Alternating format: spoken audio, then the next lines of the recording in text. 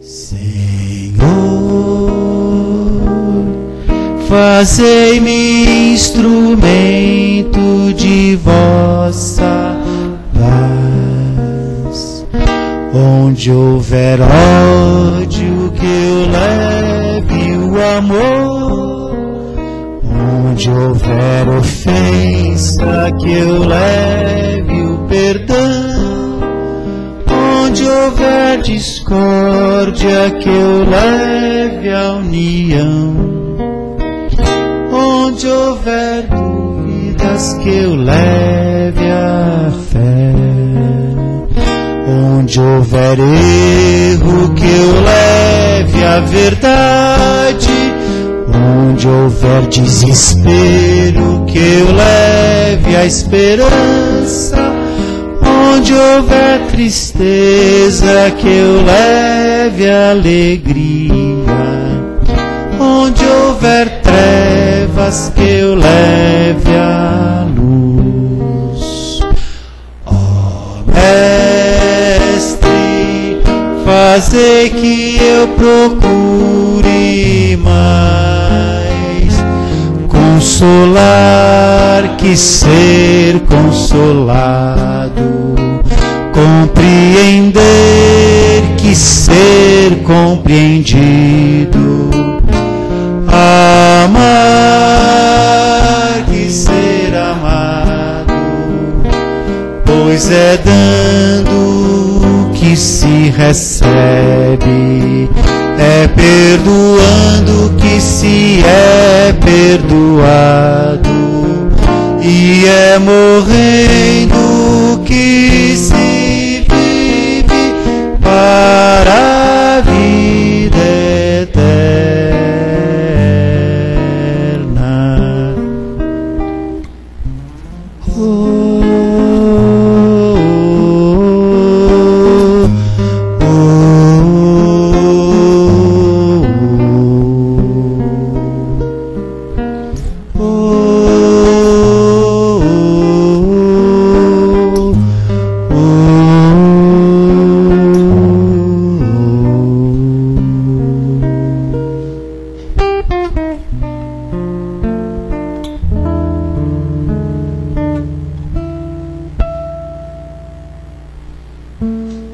Vamos então continuar com os nossos pensamentos, com os nossos corações em harmonia com as vibrações desta casa. E vamos então visualizar à nossa frente Jesus e ao seu lado a nossa Mãe Maria. A eles vamos pedir forças, coragem, para que nós possamos vencer os nossos desafios. Ó Mãe Santíssima, nesse mês que é comemorado o Dia das Mães, pedimos a vós, dai força, coragem, esperança para todas as mães, aquelas mãezinhas que perderam seus filhos, as que têm os seus filhos com doenças graves, aquelas que têm os seus filhos desaparecidos. Ó Mãe, dai forças a ela, para que elas possam continuar a sua existência, que elas possam cumprir com a sua missão.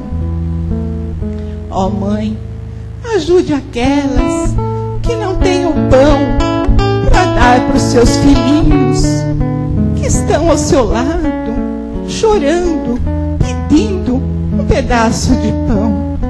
Ó Mãe, sabemos que vós está sempre ao nosso lado, ao lado delas, mas mais uma vez estamos aqui implorando a sua proteção. Obrigado, mãezinha. Obrigado, muito obrigado. Ave Maria, cheia de graça, o Senhor é convosco. Bendita sois vós entre as mulheres, bendito é o fruto do vosso ventre, Jesus. Santa Maria, Mãe de Jesus, rogai por nós, os pecadores, agora e na hora de nossa morte. Amém. Graças a Deus.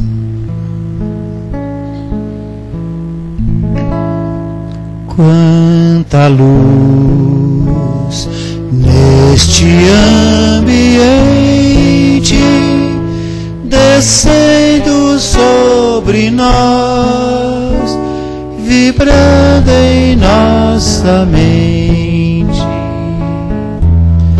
Quanta luz, quando assim em prece, como a alma cresce aos olhos de Jesus. Quanta luz, quando em oração a voz do Mestre fala ao nosso coração. Quanta luz descendo sobre nós.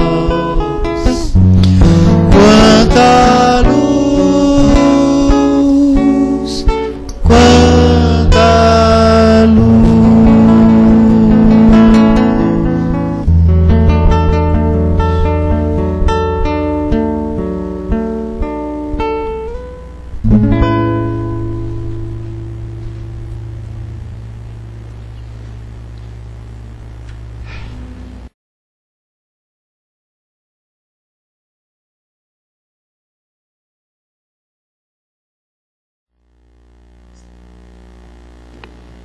Boa noite, gente. Obrigada pela presença de todos, viu? Quem esteve aqui no domingo? Então, vocês são que nem eu. Vocês vão ter que ouvir a mesma palestra de domingo, tá bom? Quem deve mais, precisa ouvir mais para entender mais, tá bom? Então, nós vamos falar sobre o Evangelho segundo o Espiritismo. É capítulo 2, o item é 8, e chama-se, é Instrução dos Espíritos, chama-se Uma Realeza Terrena. Então, é uma rainha da França, que viveu em 1863 em Havre. Eu vou ler um pedacinho, porque a gente, quando faz o Evangelho no Lar, aqui todo mundo faz? Pouquinhos, hein? Precisamos nos unir e fazer mais, que o Evangelho nos fortalece. Então, a gente vai abrir o Evangelho aleatoriamente, a gente sempre vai lá para o final, né? E aqui no começo, nós temos muitas explicações, muitas coisas interessantes que quase a gente nunca lê. Então, eu vou ler um pedaço, o capítulo é curtinho, eu vou ler e vou falando com vocês um pouquinho sobre. O trecho chama-se Uma Realeza Terrena. Então diz assim, a rainha começa dizendo assim: quem melhor do que eu poderia compreender a verdade destas palavras de Nosso Senhor? Meu reino não é deste mundo. Pelo orgulho me perdi na terra. Quem compreenderia a insignificância dos reinos da terra, se eu não compreendi? O que levei comigo da minha realeza terrena? Nada, absolutamente nada. E para tornar a lição mais terrível, a minha realeza nem sequer me acompanhou até o túmulo. Rainha eu fui entre os homens, e como tal eu acreditava entrar no reino dos céus. Que desilusão, ela disse. que humilhação eu senti, em vez de ser recebida como soberana. Vi acima de mim, bem acima, homens que eu julgava serem insignificantes e que eu havia desprezados por não terem sangue nobre.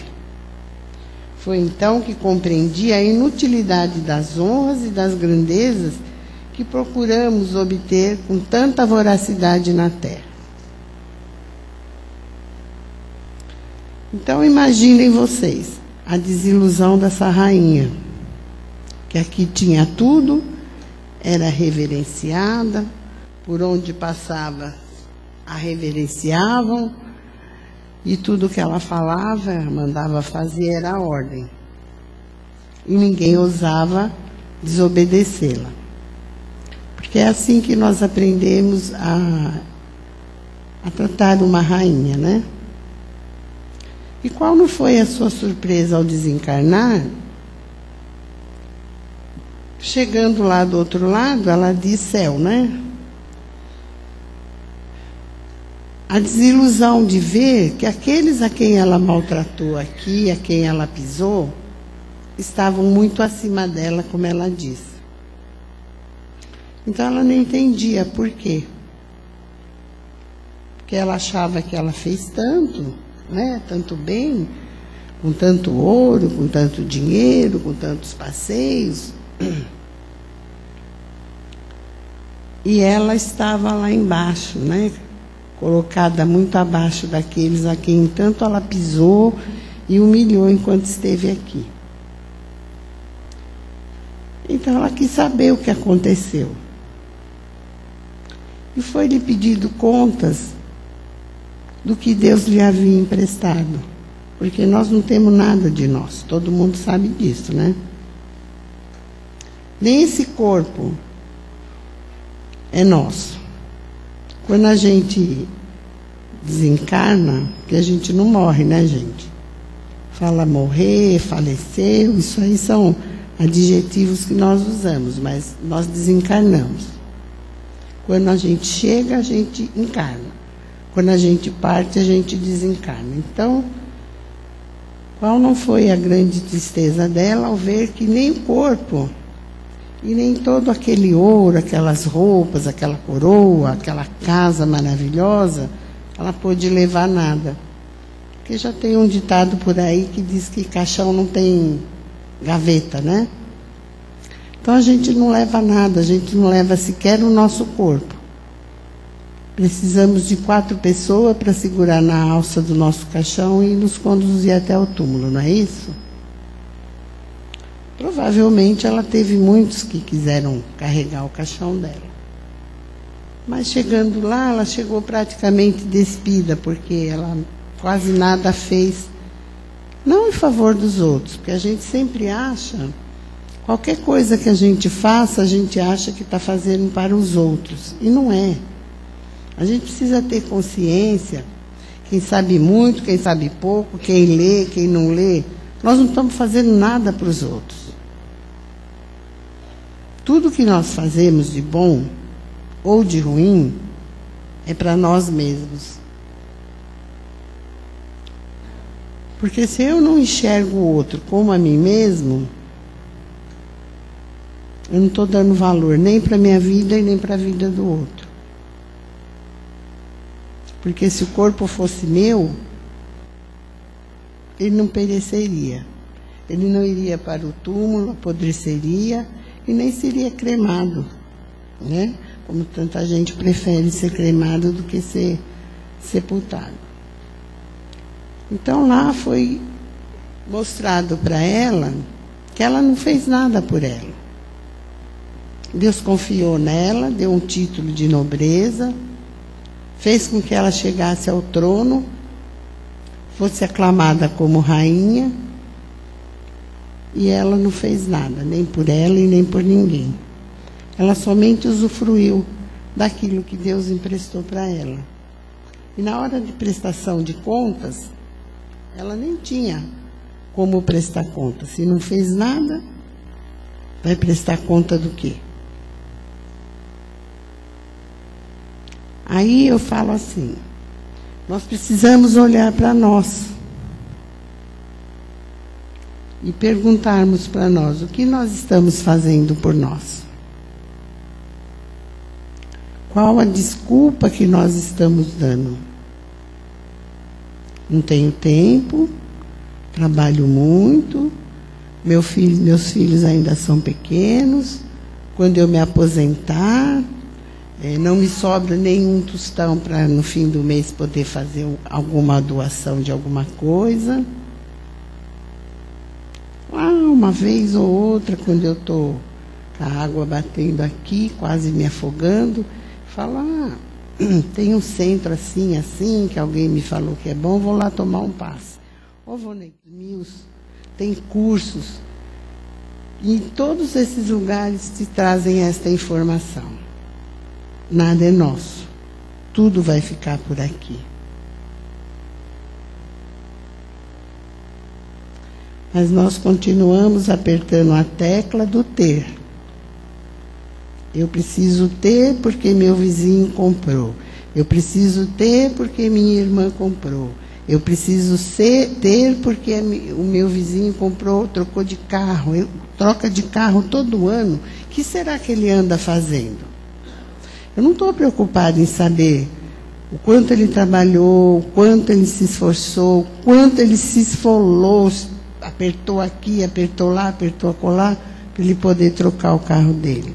Eu fico olhando e fico falando, não sei não, viu? Está subindo de vida muito depressa. É fácil a gente falar assim, né? Porque muitas vezes a gente batalha, e a gente não consegue ter o sucesso que o vizinho tem. Mas a gente também se esquece que se o vizinho tem, porque ele tem méritos para isso. Se Deus concedeu para ele uma vida boa, um bom emprego, um bom salário, botar os filhos num bom colégio, ter uma vida razoavelmente boa, provavelmente ele teve méritos para isso, porque não caiu do céu. A gente vê cair alguma coisa do céu, ultimamente não está caindo nem chuva, nós estamos aí com falta d'água. Né? Se a gente bobear, a gente vai morrer de sede. Porque a chuva olhou para nós e falou, deixa esse povo chato aí, que eu não quero nem chegar perto deles. Porque quando eu chego na torneira, eles esbanjam, jogam para lá, lava carro, lava calçada, fica lavando porta. Então deixa eles sem água um pouquinho para ver se eles assentam a cabecinha e percebam que um planeta que tem 7 bilhões de pessoas precisa ter água para todos. Não é justo meia dúzia ter e outra meia dúzia não ter. Quem aqui está economizando água, gente? Parabéns. Isso mesmo, temos que economizar. Quem economiza está prevenindo o futuro, não é? E não é só na água, né, gente? É em tudo, não é? Quem se previne, o futuro fica mais brando. Quem não se previne, que tristeza. Vamos ler mais um pedacinho. Ela diz assim, para se conseguir um lugar no reino de Deus, é preciso ter desapego, humildade, praticar a caridade de forma cristã e ser bondoso para com todos. Aqui não nos perguntam quem fomos, que posição ocupamos, mas perguntam sobre o bem que fizemos aos outros e sobre as lágrimas que ajudamos a enxugar. Será que estamos enxugando as lágrimas de alguém? Será que quando eu deito minha cabeça no travesseiro, eu posso falar assim, Senhor, muito obrigada por eu ter podido ajudar fulana, ciclana, alguém que precisou atravessar a rua, alguém que não conseguia subir uma escada, eu ajudei. Será que a gente pode fazer isso? Tem muita gente que pode. Mas tem muita gente que quando percebe que alguém que está do seu lado vai precisar da sua ajuda, sai de fininho. É tão facinho de ver, né? A gente não precisa sair procurando nada. A gente, quando sobe no ônibus e o lugar dos idosos está ocupado, e tem lá um jovenzinho sentado, quando ele olha e vê que o idoso subiu, ele fecha o olho e vira o olho para o outro lado. Ele faz de conta que não subiu ninguém. Vocês aqui já viram muito jovem fazer isso, não viram, gente? No metrô, no ônibus, na fila do ônibus, passa na frente, não está nem aí se é de idade, se não é. É o que a rainha fez, pisou nas pessoas e foi seguindo o caminho dela. Mas como tem um provérbio que diz que não cai uma folha do céu, se Deus não quiser, essas coisas todas estão sendo anotadas.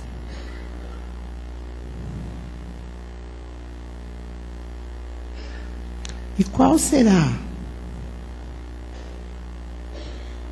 o que vamos encontrar lá em cima? O que será? Será que vamos encontrar uma extensa promissória, todas com a nossa assinatura, precisando ser resgatar? Ou será que no meio dessas promissórias nós vamos encontrar algumas já resgatadas pela mão que eu dei, pela lágrima que eu enxuguei, como ela diz aqui? Será que eu emprestei meu ombro para que alguém pudesse chorar? Ou eu olhei para a pessoa e falei assim: ai, ela é uma chata, está sempre reclamando. A dor é minha, dói em mim.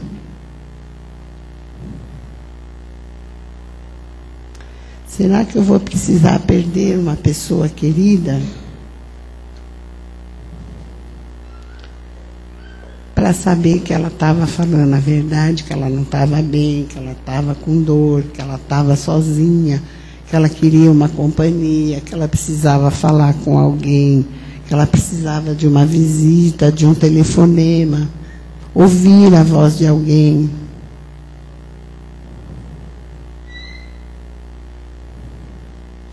Ou será que em todas essas situações eu me fechei como a ostra e falei: o problema não é meu, vire-se? É claro que tem situações em que a gente não pode fazer nada. Por exemplo, você está na rua e vê uma pessoa, um mendigo precisando de ajuda. Você não vai pegar ele e levar para casa. Infelizmente, a gente não tem essa condição. Mas a condição de comprar um pão e dar para ele comer, a condição de tirar do nosso armário uma roupa que está lá encostada, que a gente não usa. Ah, estou mais gorda. Ah, vou emagrecer. Ah, caiu de moda. Ah, essa cor não gosto. Ah, está muito comprida, está muito curta, está muito apertada, está muito larga. E a roupa vai ficando lá dentro do armário. E nós olhamos pela janela e vemos a criatura lá com frio.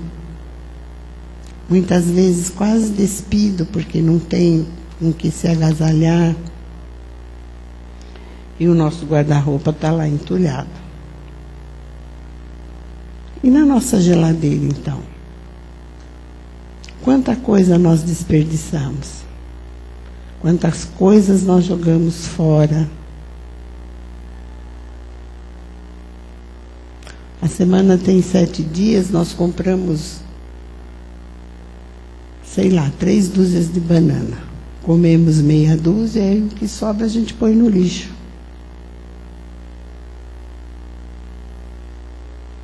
Está sendo marcado na nossa promissória.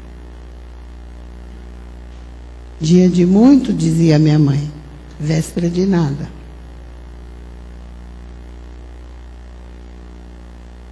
Essas coisas vão passando por nós meio que desapercebida.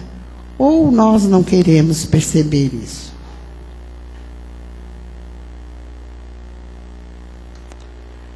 Porque hoje eu tenho e posso pôr essa 12,5 de bananas no lixo.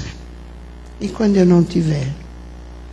Será que eu vou ter um lixo onde eu possa pegar alguma coisa para saciar a minha fome? Como a gente vê tanto na rua.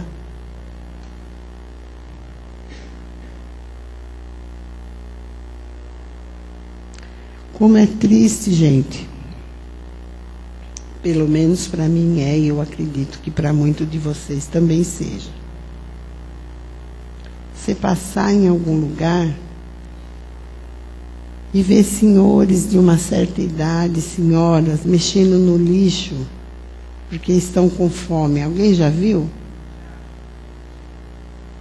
E é dolorido isso, não é? E a gente chega em casa e joga aquele monte de arroz que eu fiz demais e põe no lixo. Aquele mundo de macarrão põe no lixo.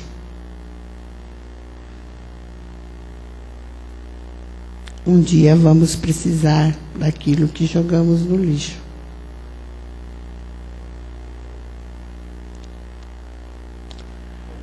Porque eu acho que o pior crime da humanidade é o desperdício. Eu não sei se vocês assistiram ao Globo Repórter de sexta-feira passada. Foi um programa inteiro sobre o desperdício. E o que é jogado fora, nas feiras, no Ceasa, alimenta uma cidade como Sorocaba, como Campinas. Então é muito desperdício. Eu estou falando da comida, da água, do que nós jogamos fora, porque aí engloba tudo que existe na nossa vida, tudo. Eu estou falando da comida, da água, mas engloba os nossos sentimentos, como eu falei.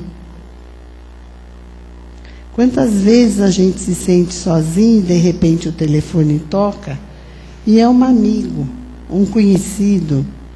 E aquele telefonema faz tão bem para a gente, não faz?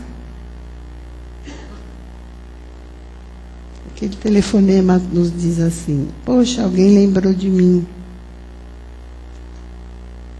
Alguém se lembrou que eu ainda estou aqui, eu ainda não parti. E quando a gente está doente, recebe uma visita no hospital. Ou quando a gente está doente e que não chega ninguém no hospital para nos ver. Eu imagino, no próximo domingo, Dia das Mães, as mães que estão internadas nos hospitais, mas principalmente nos asilos. Algumas delas preferem perder a noção do tempo. Porque quando você não sabe, não dói tanto. Mas aquelas que têm noção e que nesse dia dedicado às mães não recebe sequer um telefonema, devem sofrer demais. Vocês não acham? Deve ser terrível, não é, gente? Você amanhecer o dia, entardecer, anoitecer e nada acontecer.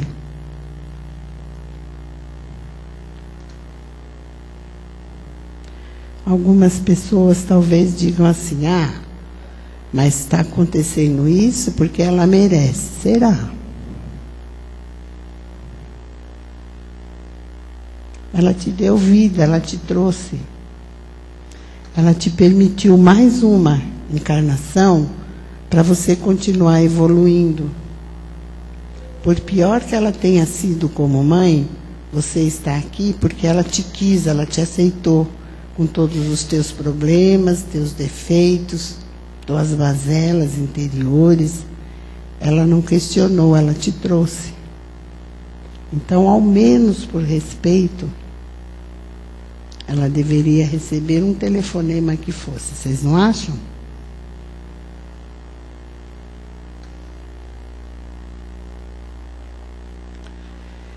Para quem tem mãe, encarnada ainda, é um dia muito alegre. Pelo menos para mim é.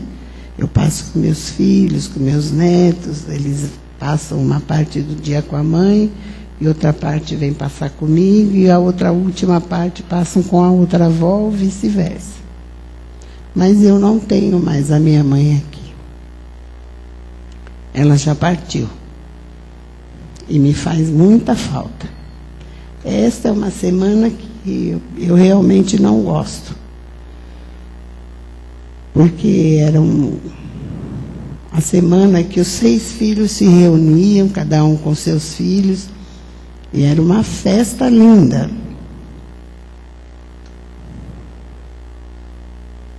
E a gente não pode mais ter a presença física dela. Eu tenho certeza que a presença espiritual eu tenho, mas a física não tenho mais. Então, quem tem as suas mães, reverencie as suas mães. Eu não acho que seja necessário um dia para que isso seja feito. Mas já que existe esse dia, vamos aproveitá-las e vamos dar o carinho para elas que a gente quer receber. De qualquer forma, eu falei das mães, de nós que não temos mais as nossas mães. Mas tem um monte de mãe que não tem os seus filhos junto, fisicamente. Espiritualmente vão estar todos reunidos, tenho certeza absoluta. Cada um vai ter a oportunidade de sentir as suas mães que partiram e seus filhos que partiram. Eles estarão presentes no nosso almoço, com certeza.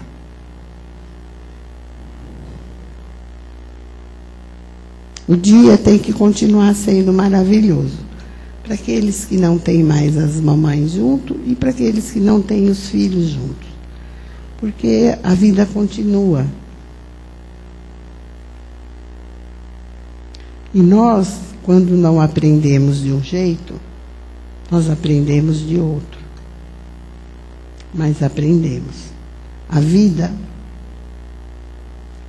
ela tem só um ponto de partida e um ponto de chegada. A chegada é a mesma para todo mundo. Igualzinho é a partida. Agora, se eu vou pelo caminho reto, se eu pego um atalho, se eu faço um monte de curva, se eu vou através da água, através da pedra, através da montanha, a escolha é minha. Mas eu tenho que chegar no final onde todo mundo vai chegar. Ninguém é diferente de ninguém. Uns aprendem mais rápido, outros demoram um pouco mais. Mas todos nós aprendemos. Nós somos eternos, não somos?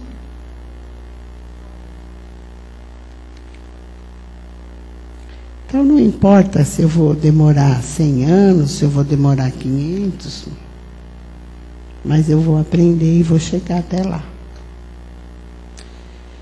E eu quero chegar com alguma bagagem, uma bagagem que me favoreça. Não é o favorecimento da rainha, que teve tudo o que ela quis aqui. É o favorecimento de coisas boas que eu pude fazer por mim e por aqueles que cruzaram o meu caminho. Se nós fôssemos chamados hoje, será que teríamos essa bagagem? Provavelmente não. Provavelmente o que eu acho que estou fazendo pelo outro, eu não estou fazendo nem por mim.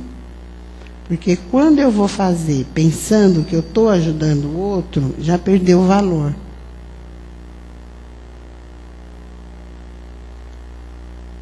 Que a mão direita,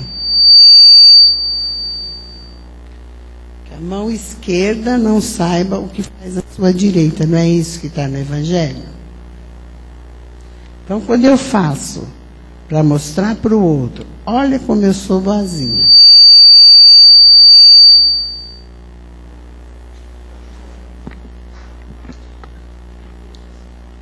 Olha como eu sou boazinha. Olha, você viu o que eu fiz para ela? Diz no Evangelho. Nesse momento você já recebeu sua recompensa. Porque tudo que eu ostento já tem o seu valor perante os homens. Perante a Deus, não. Perante a Deus, talvez tenha valido a intenção, mas o ato em si não teve valor nenhum, porque eu não fiz de coração. Eu fiz para mostrar para o outro que sou boazinha. E eu falo sempre que boazinha é uma palavra que não existe nem no dicionário.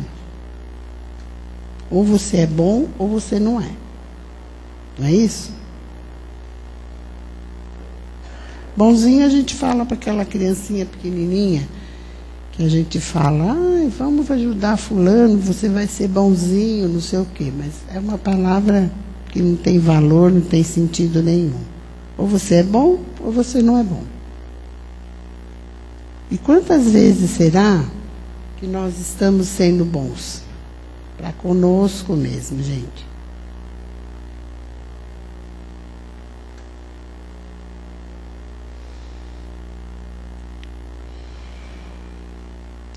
Pois ela diz assim: Jesus, o Senhor disse que seu reino não é a terra, pois é preciso lutar para alcançar o céu. E pelas escadas do trono não nos aproximamos dele. São os caminhos difíceis da vida que nos conduzem ao seu reino. Sendo assim, procurem o caminho das dificuldades do dia a dia e não entre flores. Os homens correm atrás dos bens terrenos como se pudessem guardá-los para sempre. Entretanto, aqui não há mais ilusões. Logo se percebem que não se apoderaram de nada. E pior, que desprezaram os bens sólidos e duráveis, os únicos que seriam úteis no mundo espiritual, os únicos que lhe dariam um lugar melhor dentro da espiritualidade. Então, quando eu socorro alguém, quando eu dou a mão para alguém que caiu e ajudo essa pessoa a levantar, mas eu não estou falando cair financeiramente. Estou falando cair um tombo mesmo na rua, escorregar, cair da escada. E eu ajudo essa pessoa a levantar, eu estou ajudando a mim mesmo. Porque a gente aprende assim, uma equipe é formada de várias pessoas, né? Cada um tem uma função. Mas é uma equipe. Então, é uma engrenagem, cada um tem a sua função, mas todos estão trabalhando em prol de uma determinada coisa. Quando um departamento, vamos falar assim, não dá certo, ocorre um problema, não é com aquele departamento, não é com aquelas pessoas, é com a equipe toda. Quando um da equipe cai, caem todos juntos. Mas nós não vemos assim. Se o departamento X caiu ou aconteceu alguma coisa errada, a gente na mesma hora estica o dedo e fala: tá vendo, eu não falei, não faz certo, não fez assim, não fez assado. Não é isso que a gente faz? Sempre o vizinho está errado e nós estamos certos. Sempre o vizinho poderia ter, poderia ser, poderia ter feito. E eu que sou da equipe, que eu vi aquele problema, eu não fiz nada, não é problema meu, é problema daquela equipe, então aquela equipe que se vira. Eu não percebo que eu estou caindo junto, porque eu faço parte da equipe.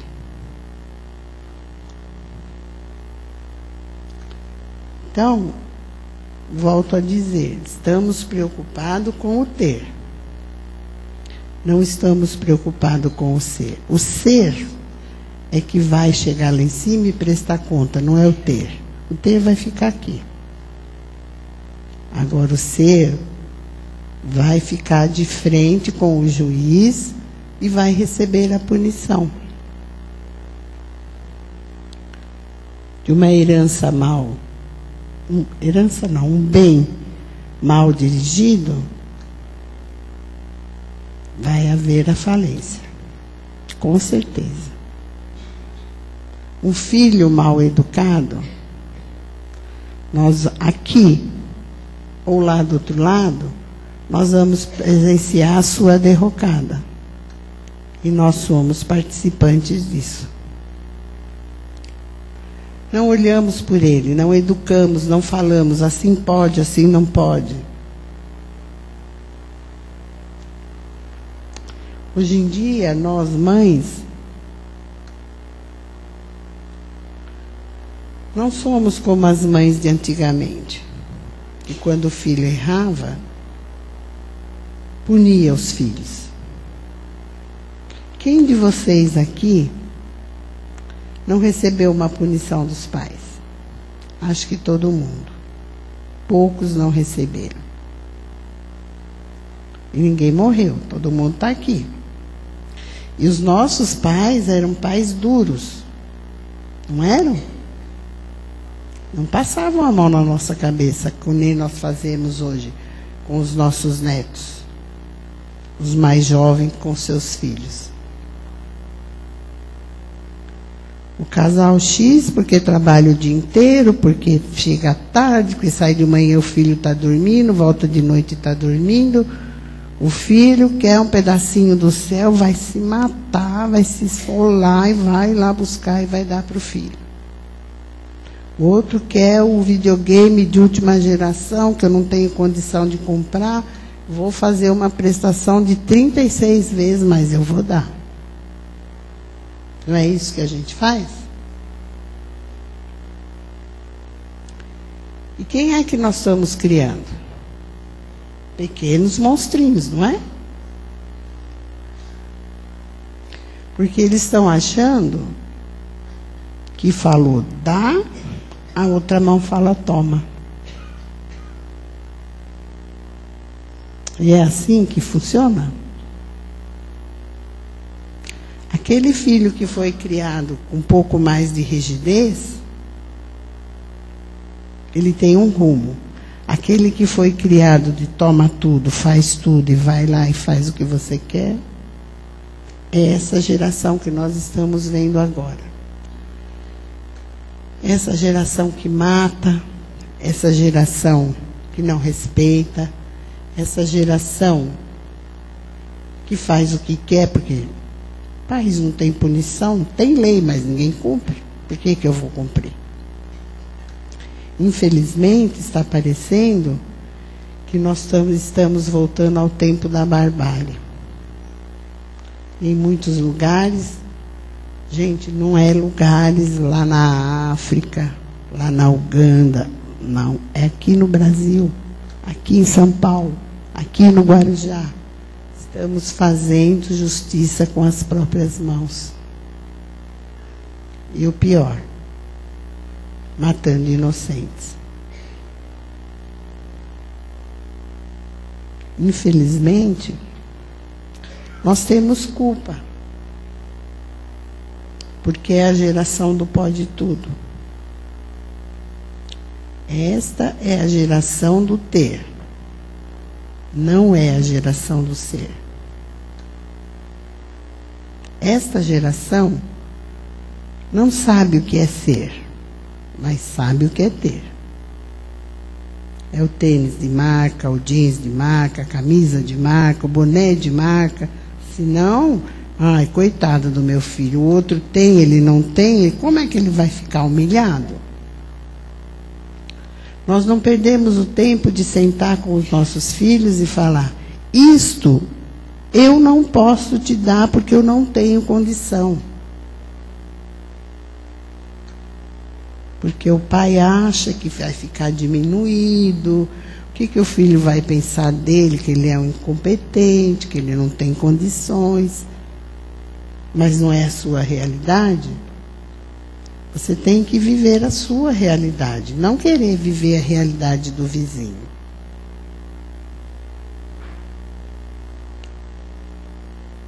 É claro que quando a gente pode, por que não satisfazer uma vontade do nosso filho? É gostoso, é prazeroso. Mas não fazer disso uma constante, para que ele não possa ouvir a palavra não. Existem crianças que quando ouve a palavra não, entra em crise. E aí o pai e a mãe se acham na obrigação, que nem diz o Faustão, se virar nos 30 e fazer o que a criança quer.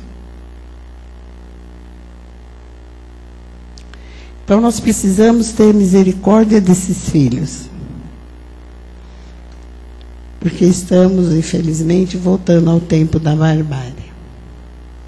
E isso não é bom, nem para nós, nem para ninguém. Nós precisamos voltar a nossa atenção para a família. Não importa a família de... Meu neto falou para mim assim, vó, me explica uma coisa. Tem 3 coisas, ele me falou ontem de noite. Tem 3 coisas que eu quero que você me explica. Ele falou, eu tenho um amigo, uma amiguinha e um monte de outro amigo. Ele falou, um monte de outro amigo tem pai e mãe que nem eu. A minha amiguinha tem 2 mães. E o meu amiguinho tem 2 pais. Aí eu fiquei olhando para ele e falei para o meu filho, e aí? Ele tem 10 anos, mas parece que tem 15. Falei, vamos sentar e conversar? Aí meu neto falou assim, não. Ainda não, vó. Eu vou primeiro conversar com o meu amigo que tem 2 pais e com a minha amiguinha que tem 2 mães. Porque eu quero ver se você e meu pai vão falar a verdade para mim. Lembra o que a Deilson falou a semana passada? Quem veio na palestra ouviu, né?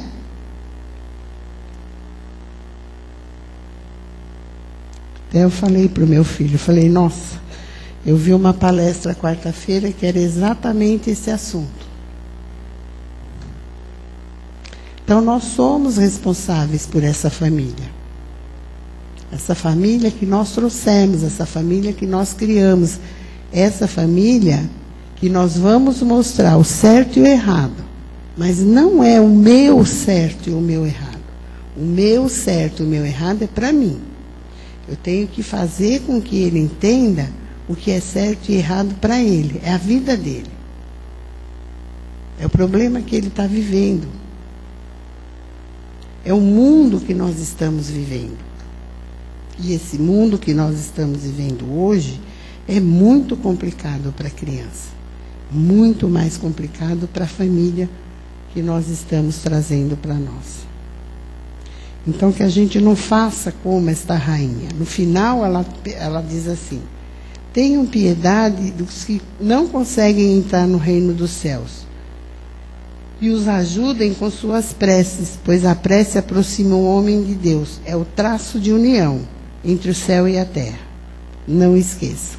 E ela diz, e eu digo assim, quantos de nós está ensinando os nossos netos ou os nossos filhos postarem as mãozinhas à noite ou de manhã quando levanta e agradecer ao Senhor do Universo tudo que temos e tudo que somos. Tem este livro aqui, ó. Chama-se Jesus, Modelo e Guia de Família. Quem tiver a oportunidade de ler, é do Alírio Cerqueira Filho. Quem tiver a oportunidade de ler, leia, porque fala da família com uma maestria impressionante. Tem uns gráficos, tem uns tópicos muito bons. Quem puder ler, leia, que vai poder trazer muito esclarecimento para a família. Gente, espero que eu tenha trazido alguma coisa de bom para cada um de vocês. Muito obrigada e uma boa noite.